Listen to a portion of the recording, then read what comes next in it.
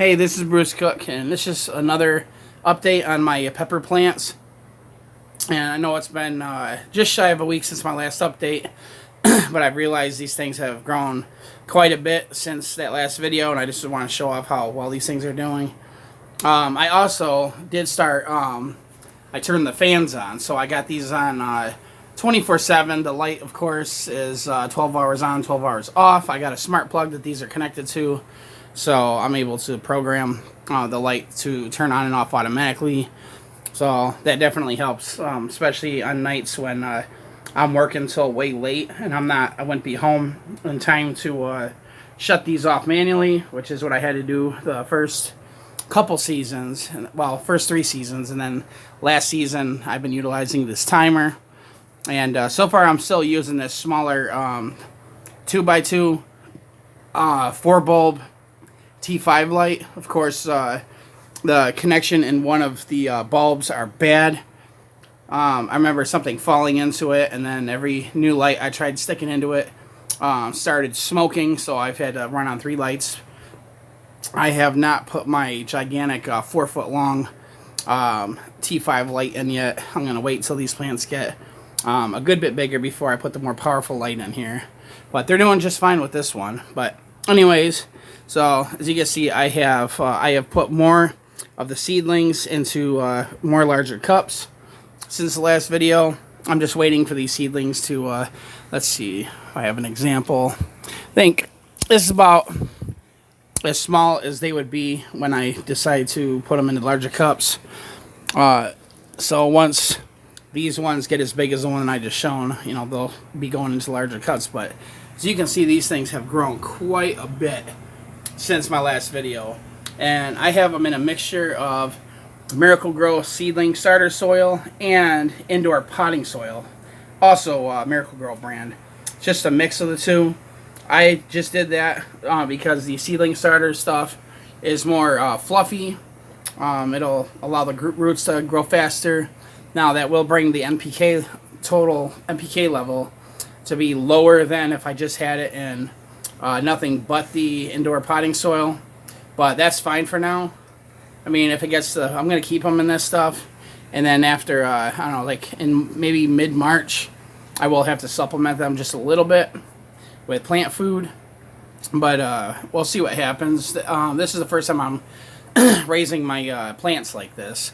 I usually do the double cup method where the I'd have the plant in one cup, and then the cup would be inside of another cup with holes in the cup the plant's in. And then once the roots grow through the holes and start dipping down into the second cup, then I would start putting water-soluble plant food in it to feed the plants. But I'm not doing that this year. If you've seen my previous videos, you've seen I just simply stuck them in the cup. They're just in one cup, and I did put a little hole in the middle of the bottom. Roots tend to grow out the bottom of the cups a lot easier when you have the holes like in the sides, not so much in the middle, at least not from my experience. And I just put that hole there just in case, you know, I accidentally overwater them, which also brings me to something else I've been doing this year. So to water my plants, I've actually been using this baster.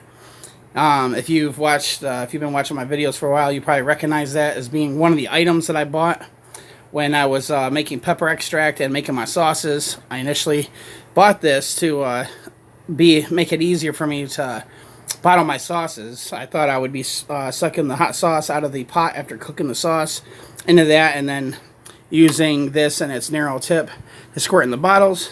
And it turned out this thing did not want to suck up hot sauce, so I still ended up having to use a funnel and a ladle. But I found this to be very useful to water my plants. Now, I did have to, I did put some E6000, I can't remember what it's, E5000 or E6000 glue, which when it cures, it's elastic.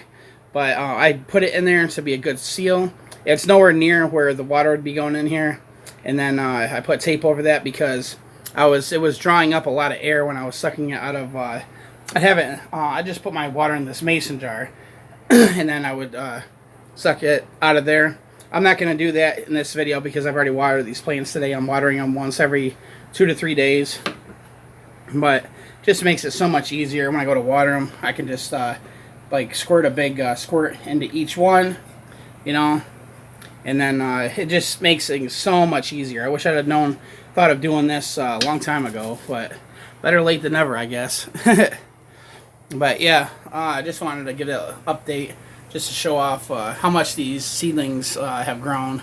They're big enough, I don't think I can call them seedlings anymore. I just call them plants. And, oh, and also I have not noticed any aphids on any of these yet. I've been checking probably every few days. I'll just look under the leaves, look on top of the leaves. By this time, this stage of growth, all the previous seasons I would have aphids on the plants. And I'd have to squirt them with water, neem oil, and clear dish soap. But all those previous seasons that I had to fight off aphids with my new seedlings, I would also have my old plants from the previous season. I would bring them indoors to save a few of them. And I would imagine some of the aphids from those plants would have been transferring to my new seedlings. But this year I did not save any of my I didn't bring in any of my my plants from the 2023 season, so wondering maybe if that's why I'm not seeing any aphids yet. But they say a lot of the aphids end up coming in these indoor soils that you buy, like eggs would be in there. But so far I have not found any aphids or any mites or anything like that. So I'm just crossing my fingers and hoping everything goes smooth. But anyways, that's my update. So hope y'all enjoyed the video, and I will catch you in the next one.